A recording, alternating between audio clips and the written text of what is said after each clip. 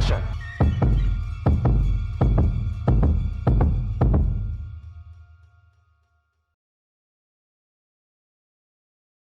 Hello, Internet. Hello, world. Hello, Facebook. Hello, YouTube.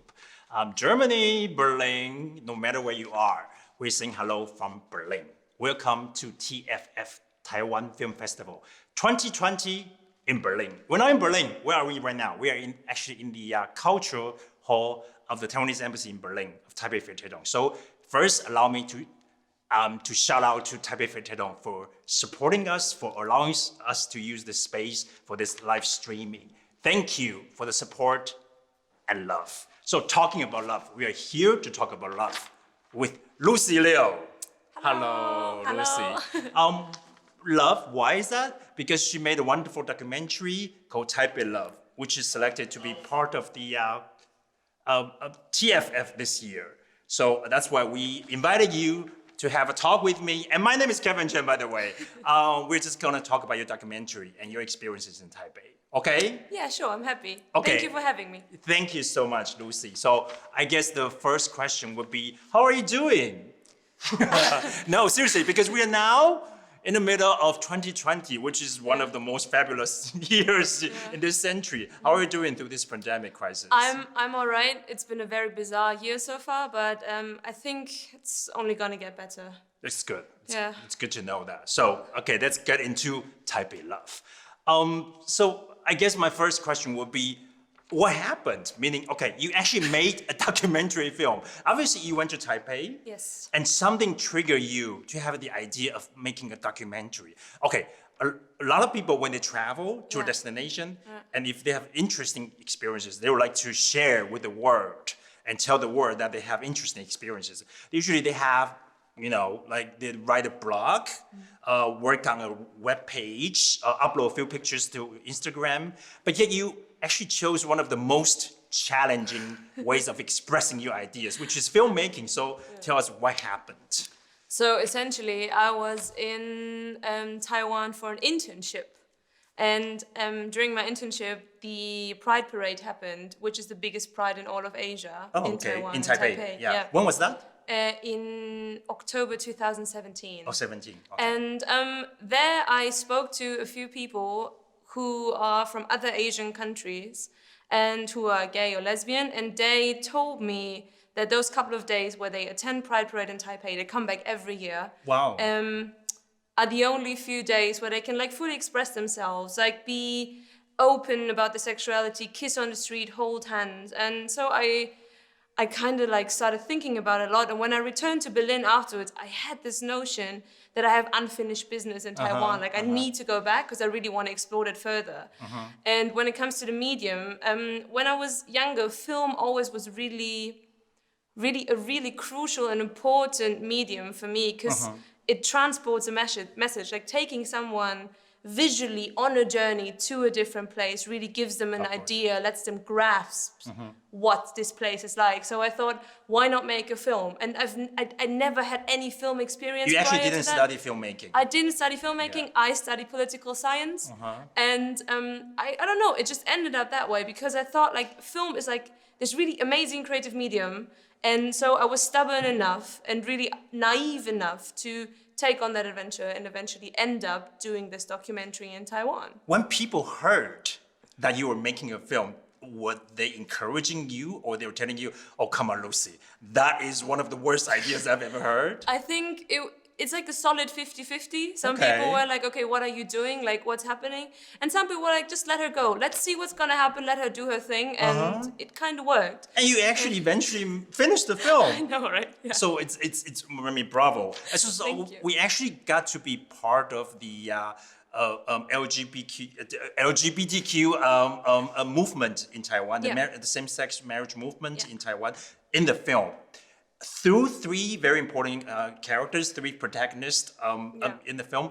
They're Kevin, David, who actually they're in real life, they're actually a couple. Yes. And Sarah, who is actually a nurse in the ER Yes. in one hospital in Taipei, I guess. Yes. Yes. Yeah. So the simple question would be, how did you find them, these three? that was a really long process, because during my time when I was doing the internship in Taiwan, I met people, I met friends. So when I came back to start that adventure of making this film, I essentially asked all my friends, please introduce me to everyone who's either gay or lesbian. And so I ended up sitting down with, I think roughly 35, 40 people. Whoa. We sat down in parks, we sat down in cafes, we Okay. went to different places, we just took strolls around. Because I wanted to hear their story. Of course. I wanted to figure out what is it like, because I can't tell their story. So they just introduced me to how living as an openly or closeted gay lesbian in Taiwan, especially in Taipei, what it feels like. And I was really, really, really lucky to meet Sarah. We met through a mutual friend. I love her. Yeah, me too. Yeah. When we met, she has this electrifying energy around her. She really has those ideas, and she's really she's 26. I was 26 the time 25. I don't know. I was Young, in the middle anyway, of young. I was in the middle of my 20s when I shot documentary, and when I talked to her, I saw so much energy and this vibrant young woman who has been fighting lots of different fights, but also is really proud of who she is.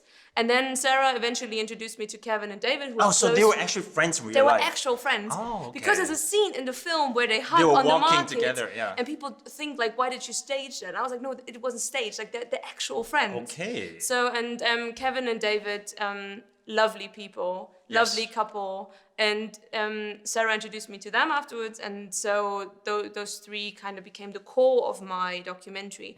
And I think it's really interesting because you have this young lesbian woman on one side, and then you have this generational and also gender divide. Yeah, of course. And have the couple in their mid-40s that has essentially struggled and went through different kind of problems throughout their growing up and bringing up, and also they're gay. So I have two perspectives, and it's I think it kind of gives a balanced view on how the situation is in Taiwan right now. Did you, when it comes to interviewing these three people, David, Kevin, and Sarah, did you prepare the questions beforehand, before the whole thing, or you just ask the questions spontaneously and just let them tell their stories in front of the camera? So it was kind of a mixture, because I prepared the questions because I wanted to have some bullet points, what I was really interested in is what education did you receive when it comes to sexual education? How was your coming out? Did you come out? And what is life like? Those are the four major topics that I really wanted to touch. But then afterwards, I went into spontaneous questions. That's the thing. A major problem was I'm not fluent in Mandarin, because unfortunately I wasn't raised bilingually, and so we always had a translator in between. Or with Sarah, I asked a question in English, she answered in Chinese. So there was a translator on set? For most of the interviews, apart from Sarah's, because oddly enough, I felt confident enough to talk to her. Without a translator? Without a translator. I asked in English, she responded in Mandarin. Yeah.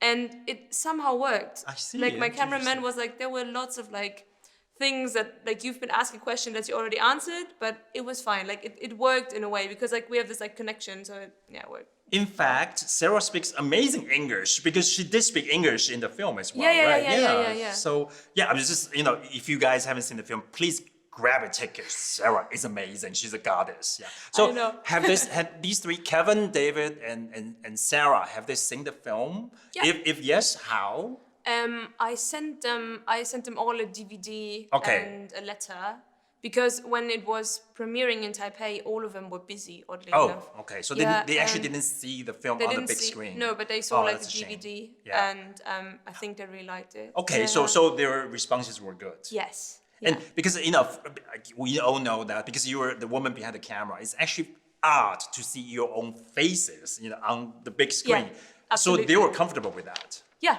That's good. Because Sarah, obviously. Of course, she's a star. Yeah.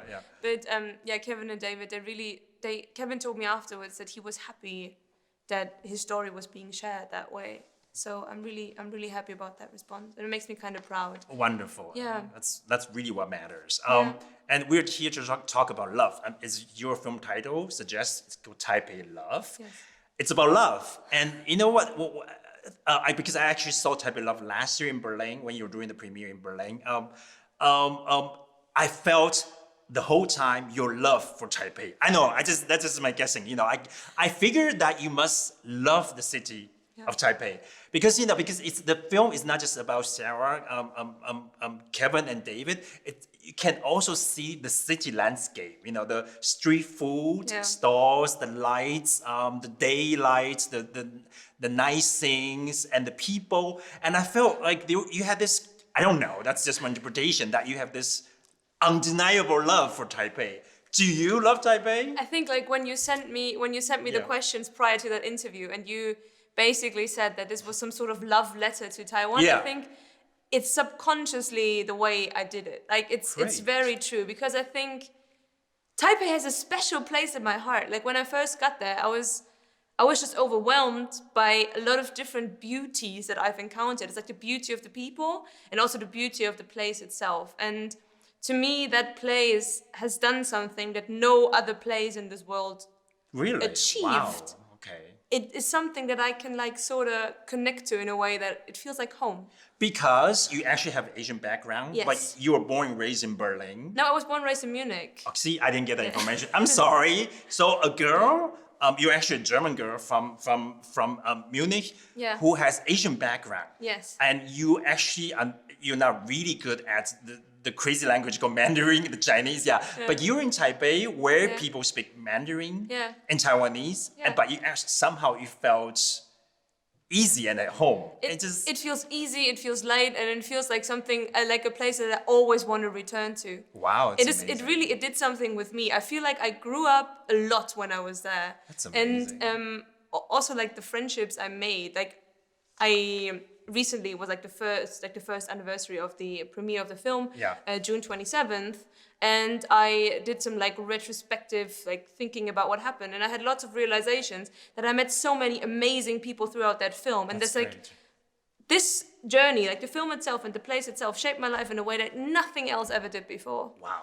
So I can only recommend going to Taiwan. So that's the love letter for Taipei for sure. Yeah. So we talked, because earlier you talked about the gay pride, a parade in Taipei. Yeah. You were part of it. You were actually on the street with the people. Funny enough, I'm gay. Yeah. I live in Berlin. I'm from Taiwan. I lived in Taipei for so many years. It's a shame, but I've never been part of the gay parade in Taipei. Really? I don't know. It's crazy. I've never been part of it. It's really a shame. So I wanted to ask you. So because how was the energy level there? Because you saw a lot of people from different countries, and so would you recommend, for example, to your friends in Germany, gay, straight, bi, whatever, that it's actually an ideal destination for vacation or whatever? Yes. Okay. Yeah, I would say so, because like when I was doing the research prior to the film, I also wanted to check how safe Taiwan is considered for gays and lesbians to travel to, and there's like this gay travel index, and they mentioned Taiwan is ranked really highly there. Yes. So, and from what I've experienced, I mean, I've been moving around in a middle-class young bubble there. Yeah. But from what I've experienced, like a lot of my friends are gay there, and it's going rather smoothly. They must love you, but right? I must be really honest, because I feel like it's 2020 and we're still talking about that. But I think there's no place on this planet where gays and lesbians can be like super safe all the time, which is highly unfortunate. I know. But I think Taiwan definitely is a place where you should go if you want to feel safe in a way that's a lot different to other countries like surrounding Taiwan in Asia. So yeah. Did you visit other neighboring countries in Asia in that trip, or? Not in that trip necessarily, but I've been traveling there as well. But I didn't really focus on like whether you're like safe as a gay or lesbian. So, yeah. Okay. Because as a gay man, I think it's many countries in Asia are it's actually safe, so to speak. But on the surface, it's safe. But then you get harassment a lot. Of course. Yeah. But no, actually, like now that we talk about it, I was in Seoul for a film festival, the capital of South Korea, and there I spoke to a friend, and he told me it's super, super, super difficult because of the major Christian influence. Yeah. So talking about that. In this film, one part which is very important, because we actually have a lot of positive energy in this film, in Taipeilove. It's about love. But we also got to see hate in this film. Yeah, so you talking about the difficult situations for the LGBTQ community in South Korea, we also experience that a lot in Taipei. In Taipeilove, not just in Taipei, actually in every corner in Taiwan. In Taipeilove, we got to see the anti-gay, anti-LGBTQ demonstrations on the street and the referendum organized and triggered by the Christian churches in Taipei. Yeah. So odd enough, I have never been part of the gay pride in Taipei, but I was actually there to witness the anti-gay demonstration on the street. I'm sorry you had to go through that. And that was awful. So the thing is, I was trying to establish some sort of conversation with them. Because there were, it's not just like 5 people, 10 people. No, it was like hundreds and thousands of people there, all in white. They were there to hate people like me. And I don't understand. I seriously don't understand. So I was there. I wanted to just initiate any kind of conversation, but it wouldn't work because they were not there to talk. They were there to hate. And a lot of, to me, it's like hordes of zombies were just coming down the street. And I was trying to talk to them, say, okay, just talk to me. I'm here. You hate me, but tell me why you hate me. Yeah. But it was impossible to establish any conversation because they were told by their church leaders to be there. They have to be on time. They actually arrived from other towns.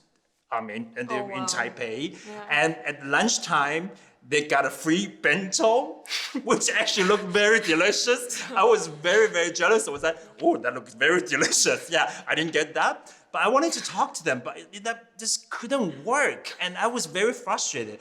And I was like, why do you guys hate me? I'm fabulous, But the thing is, there was no way to initiate any conversation, which was very frustrating. So I was wondering, because that negative part was very important part of Taipeilove as well. Were Definitely. You there when this happened? No, I wasn't. Okay. I have left the country earlier to that, but I had friends who went to this to the demonstration for me, and I think it's just like it's incredibly sad, and also like I had other footage that I chose not to include, and it's crazy how those slurs and this hate still gets thrown around that way, and how even because they were all wearing white clothing, and how they all they bring their children, they bring everyone, and they just really try to convince that it's something evil, and to me it just doesn't make any sense at all whatsoever. And in the name of God, excuse me. It's incredibly bizarre, and it just makes me really, really angry. But also those churches are heavily funded from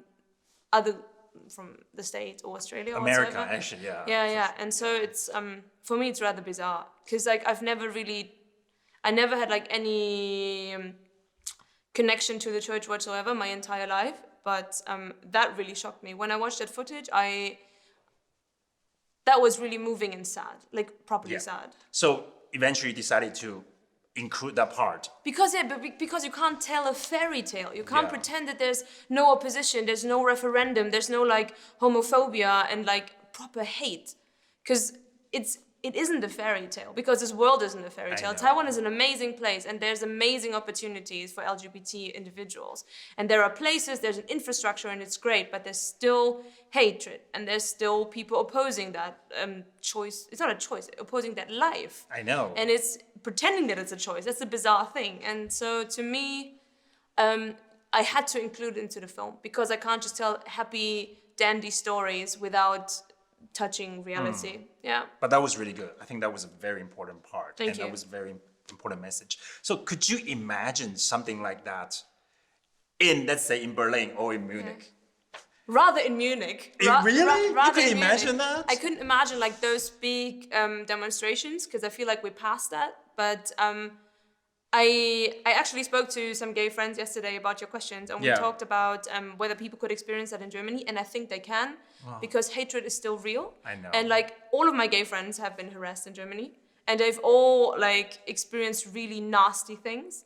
So I can't imagine that big of a demonstration, but I can imagine this level of hatred and harassment. But I think it's also the further you go south, because I grew up in a small town next to Munich, a Bavarian conservative town. You can imagine it was not a happy, easy childhood.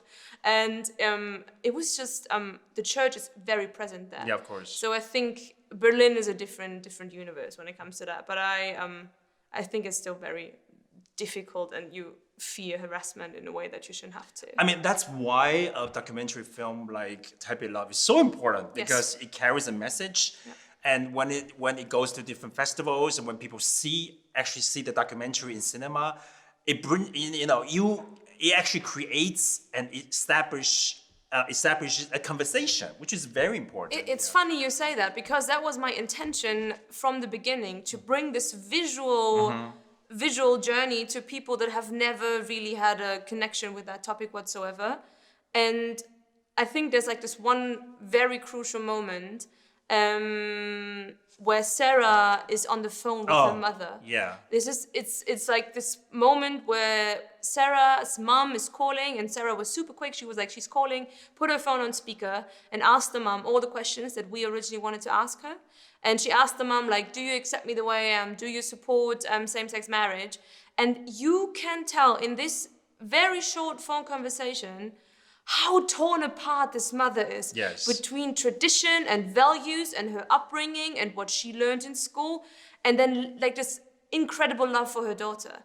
And you can hear that there's this proper fight in those like 2-3 minutes going on in that mother. Very strong. We call it a golden shot. That was amazing. Because for me that was one of the defining moments of the film, and that was really, really good. So for instance, when I was screening the film in San Diego in the States, people watched it, and during the Q&A, a Taiwanese woman and her fiance or wife, I don't know, like they sat down in front of a screen because we did a live Q&A, and she was crying because she was like, I wish my mother would have reacted that way that Sarah's mom reacted. Okay.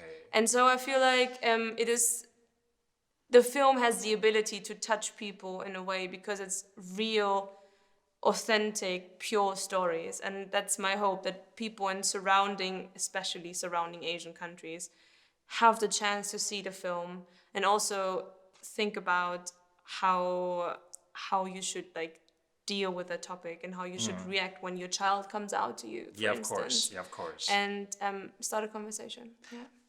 Let's go back to South Korea, because you actually went to South Korea. You went to Seoul for this film. Yeah. And was there a Q&A session? Yes. Afterward? And did you get any interesting response in that very conservative environment? It was only foreigners that asked questions. There were like people from Korea in the audience, but only foreigners asked questions. Okay. Yeah. It's okay. They saw it. Yeah, that's the most important thing. Yes. You don't have to like be super vocal, but if you've seen it and it changes something, that's my entire intention. That's great. Yeah. So let's talk about something happier, which is food. Yeah, because we are Taiwanese. We like talking about Asians. We always talk about food. Because food is also very important in this film. Yeah. Because you just talked about Sarah's conversation with her mom on the telephone. Yeah. It actually happens in this very one scene in the film, which is about food. It's a dumpling party, 饺子 party. I mean, in Germany we call it Maultasche. Yeah, and it's one thing I love, and there's something magical about having a dumpling party. Why? Because everybody has to be involved. You have to make the dough, you have to make the filling, the meat, and everyone gets to make their own dumplings. And some are really ugly, some are breaking water, and some really perfect and beautiful. But no matter what, you're part of the team, and so the process is wonderful. And it's as we know, there's a film. Because I showed you the questions before. It's the film is directed by an An Li. Eat a Drink Man and Woman in Shinan. It's about food as well, because food is a significant way of communication in a Taiwanese family, in my family as well, because I just told you before this whole interview that I actually have 7 sisters. So in my family, eating is such an important ritual. Yes. That's how we communicate. I don't know, what about you? Because you actually have Asian background as well. I think whenever I go home to my parents' house, it's like food is always, of course, you sit on the table, you have a conversation, but it's always like this divide. It's been established since I was young. It's like my mom cooks during the week, and then my dad takes over on the weekends. Oh. So we have like this Bavarian Chinese fusion food, and it's like it's really amazing. Okay, great. Yeah, and it's a big part of my bringing up. That's Definitely, great. yeah, yeah. Okay. And so let's go back to Taipeilove because you actually were part of, you were there, right? I did dumplings and other people were involved as well. I think our cameraman had to do it as well and our sound designer. I'm not quite sure, but everybody was involved doing those dumplings. And it was really beautiful because I told Sarah I want to meet her family. So her mom wasn't available at that time, but her aunts were. Two aunts, right? Two aunts. Yeah. Adorable They're people. amazing Adorable people. people. Yeah, And they were yeah, just I like, love them. okay, let's do dumplings so we can show her how to do it. And then also like throughout the conversation, they like, I cut that out, but they also talk about, we can show foreigners how to do dumplings now. Wow. And then she does it really cute in front of a camera so everybody knows how to do it. And that was also like a beautiful evening because those aunts are just like, oh. Yeah, it was to me it was also the emotional highlight of the film because during the dumpling process, Sarah actually called her mom who didn't come to the party. And there they started this conversation on the telephone, and we got to hear the voice of the mom, of Sarah's mom. And that was just, we cannot reveal too much. Please grab a ticket. Please see the film. It was just one of the moments that you have to cry to be a human being. My dad cried. Oh, really? When he watched it for the first time on his computer, he was just like, I saw this tear rolling down, and then I had to cry as well. It was a really emotional moment, but yeah. Yeah, but that was really just amazing moment. Yeah. So this food is such an important ritual. I don't know about you, because actually you are the so-called second generation of for your personal life. Is food as well playing an important part? Definitely, as well? food is also like connected to home. So when I'm here in Berlin, I'm also still trying to find like really amazing, good Asian food. And whenever I have this one friend, and he's Vietnamese, and he takes me to places sometimes. He's like, that's original food, that's good food. Oh, good. And I'm really, really happy because I feel like it's like love in your stomach. It's like this part of home in your stomach. And that's something I really appreciate. I still look out for good restaurants. So if you have recommendations, I'm happy to go. Taipeilove, it's about love. Food is about love as well. Yeah. And so talking about love again, this film actually has a great happy ending. Yeah. Yeah, so this year is a terrible year, but last year was a beautiful year. That was May 19th, if I get it right. No, sorry, May 17th, 2019. Taiwanese government actually legalized a same-sex marriage on that very day, and which was the very beautiful and happy ending of the film. Yeah, so I just thought, where were you and when that happened? I was at my breakfast table and my mom told me, and I was really, really happy. Yeah. So your mom saw it on the news or something? My mom saw it before me. Yeah, that's interesting because I was in Berlin. I was like, wow, I can't believe we're actually doing this. We're the first in Asia. I know. This is so incredible. This is so amazing. And like, to me, I still get goosebumps when I think about it because this step is so important also for other like surrounding Asian countries, because I feel like it could be an example, it is an example, and it can influence how other countries surrounding So you do decide. believe that we could have an impact on our neighbors? Definitely an impact, but when I think about it, I feel like most of the people are ready. It's the governments. Of course. Because I feel like a lot of people are actually ready to take that step. I think more than you think. Yeah. But a lot of governments aren't. That's a So shame. it's a huge shame because it What can we impacts so many do? lives. I don't know. Make films. Go out there. Show people. And, artists, writers, poets, please keep doing what you're doing. That's very important. Your voices are very important. Yeah. Definitely. Yeah. So because Taiwan, it's been more than a year since it happened, and let's go back to that topic about hate. All those Christian churches, which they spread a lot of rumors saying that after the legalization of same-sex marriage, there will be incest. The whole world will go down. There will be burning incidents everywhere, whatever. None of this happened. None. Yeah, because it's none of anybody's business if someone wants to get married. I know. Yeah. So I believe that we're setting a good example. Yes. And we're hoping that this will bring good news to other countries. I mean, I do believe that the following countries could be Thailand and Japan. Yeah. I do believe that. South Korea, I think there's a long way to go because of the very strong influence of the Catholic Church. Definitely. Which is. But I think honestly, there's still hope. I know. I think if you start and spark a conversation, there's always hope, and you can always like start including people more and more and more further down the road, and then eventually make a step towards universal human rights and just legalize same-sex marriage. I know, it's about love eventually. It is, it totally is, 100%. Yeah, and you're talking about hope now, so let's talk about something that that is probably outside of the film, because you actually were crazy enough to finish a documentary film. So, if someone, okay, let's not say someone, me, Kevin Chen, I have this great idea that I experienced something and I say, hey, Lucie, yes, I have this great story and I think I want to make a documentary film on this story. Okay. And I've heard that people could make already films and music videos. I mean, come on, Lady Gaga's music video was entirely done on iPhone. So I have an iPhone.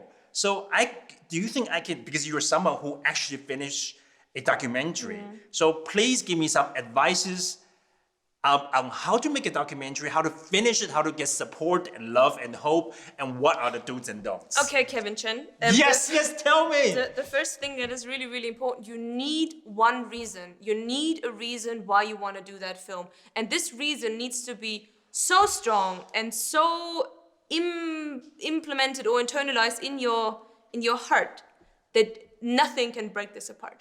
You need this one particular intention. And when you have that, you can go through all the annoying parts of filmmaking and all the awful parts, when you doubt yourself, when you're not sure whether it's the right thing, when you're far away from home, or when you're like, what am I doing here? And you don't feel entitled doing that. When you have this one intention stuck to you, then you can do this. You can basically overcome a lot of obstacles. Second thing, be super naive. Because wow, when I did the documentary, I didn't know all the things that could potentially go wrong. I never really thought about what happens if, because I didn't know that things could happen. I continued, I went through a lot of weird and bizarre moments, but I really believed in that. I believed in it so much that I was like, okay, things can go wrong, next day, that's it. And so I think those are the two things that are really, really necessary. And have a great team. Okay.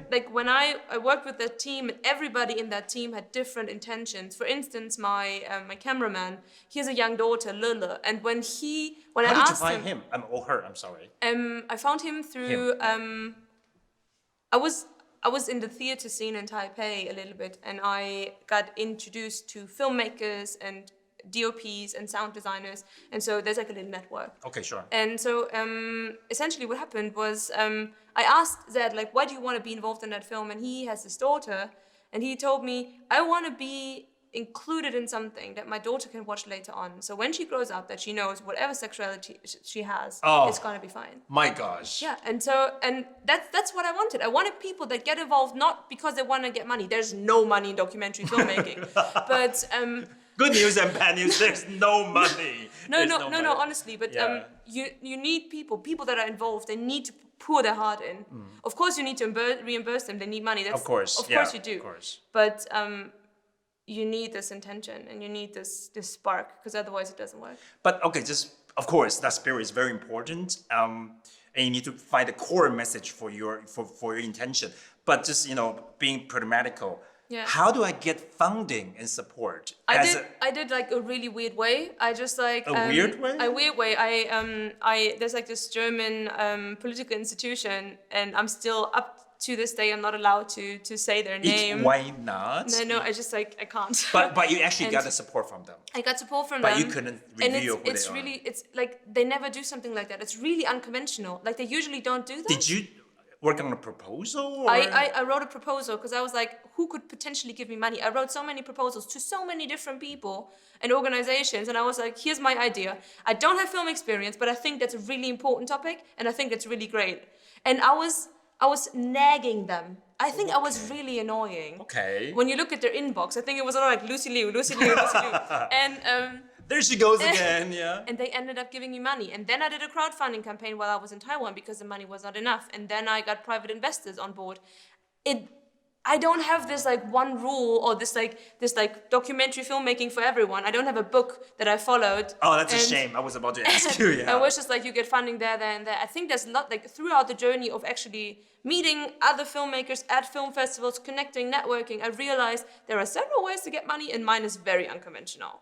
But that's so I can't really go on that money issue. I don't really know how So to just get money. be annoying. Be persistent. It's not about being annoying. It's persistent.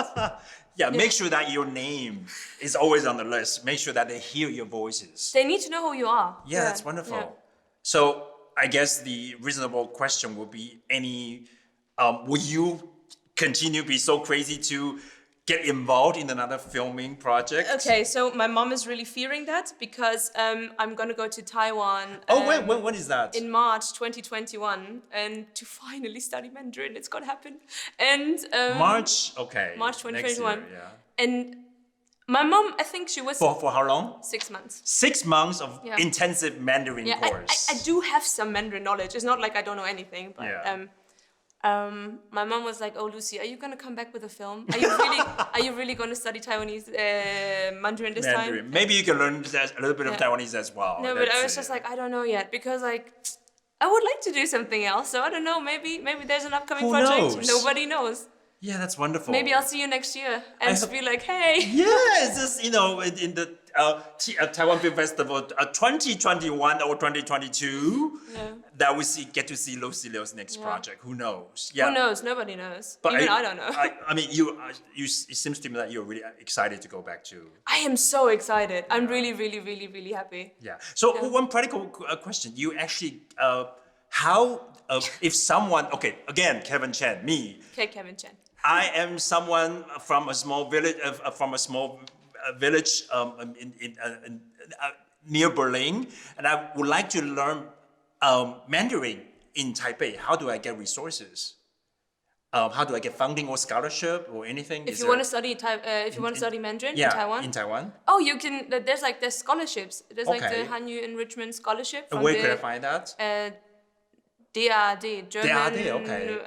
Does Exchange. our embassy in Taipei, do they offer Yeah, any? they're also involved. Yes, very good. Thank you. We feel your love so much. Thank you so much. They are also the reason I'm going to Taiwan. So thank you. See, so it's another step because you actually finished a love letter, Yeah. which is a documentary film for Taipei, and now you're going back to work on the language part.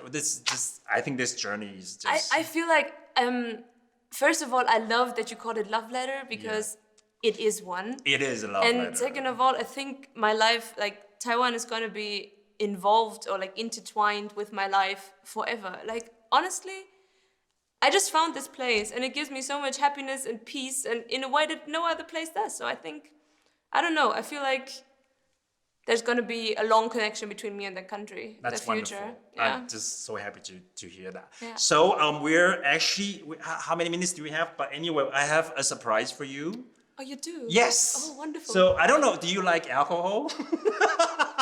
That's a silly question. So that's like, for my mom, the answer, of course I don't. but as a director for documentary films, sometimes we do need some help of alcohol. Yeah, it's so true. So I actually prepared. Oh! Wait, it's a bag. Thank you so much. So it's a bag, and this bag is it's called. You have this Taiwan Film Festival, so you get a bag and away. So I was told that I have to share this very important message. If you just book the ticket, because this year we actually. Because of this beautiful year of 2020, we don't get to have our film festival in the beautiful environment of an actual physical cinema. So we're doing online. So you have to grab your ticket online, then you get a passport, and then you can see all these wonderful films selected in our TFF this year. And we have 1/3 of tickets left. If you do act fast, you actually get this bag. Look at that, it's cute, I want one. Yeah, so I don't have one. Do I have one? Anyway, so it's really cute. So you get the bag, but that's not all. The surprise is in there. Okay, so we get the wonderful sponsor from Dun Dun. You get two. Yeah, so we get two out of this. This is really funny.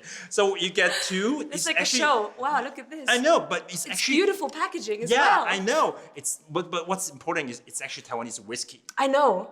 You know this? Yeah, I know this. Oh my Yeah. God! Yeah, this is very interesting because when you think about whiskey, you think of maybe Scotland or No, you have to think about Taiwan. yeah, you have to think about Taiwan now because actually these are actual whiskey from Taiwan, and our lovely Lucie Liu gets to have 2 of them.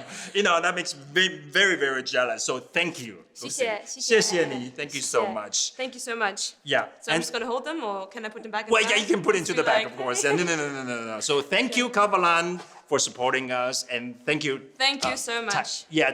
And so that's a wrap. Can we wrap now? Okay, sure. Can I say one little Sure. thing? No, before please. we- Yeah. Okay, so Yeah. please watch the movie. Get yourself a ticket. It's only like 15, 16 euros. Super easy. Please get a ticket, watch that film. And if you like that film, or even if you just like this interview and enjoyed this little banter, please go on Facebook or Instagram and like the Taipeilove documentary film page. A lot of information, a lot of articles, lots of interviews being shared there. And it would really help a lot because independent filmmakers, especially young women and people of color, need their stage. So please support that film and like the page on Instagram and Facebook. Yes, Thank you. very important. So what did we take away today? You have to be courageous, you have to be naive, you have to be persistent, and make sure that you please go to like the Facebook page of Taipeilove. I think there's an Instagram page as well, Yes, right? yeah. So just go to Facebook, all these social media pages, Instagram, and enter Taipeilove. You'll find Lucie's beautiful face there, and make sure to support the film. And don't forget to grab a ticket for this year's TFF. Okay, so that's a wrap. Thank you so much. Shout out to Taipei Vertretung, our Taiwanese embassy, and our intelligent ambassador in Germany, Dr. Xie Zhiwei. So thank you, because he's actually behind the camera. We are not allowed to invite him to join us. So thank you, everybody, and make sure that you grab a ticket and see you online. And love each other. Be kind to each other. Thank you. Thank you, Zuli. Bye. Thank you. Action.